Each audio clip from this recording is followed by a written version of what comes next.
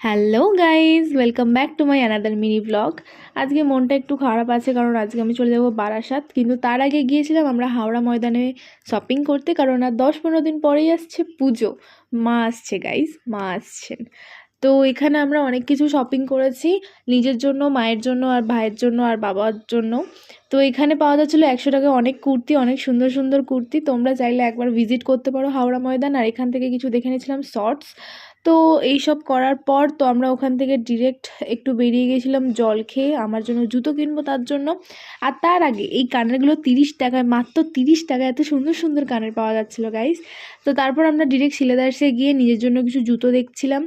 তো এখানে তোমাদের কোনটা ভালো লাগছে একটু জানিও পারলে কমেন্টসে।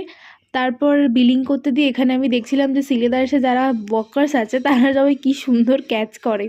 যাই হোক, আমাদের শপিং হয়ে গেছে কমপ্লিট। তো আজকের ব্লগটা এটুকুই। ভালো লাগলে লাইক, কমেন্ট, সাবস্ক্রাইব করে দিও।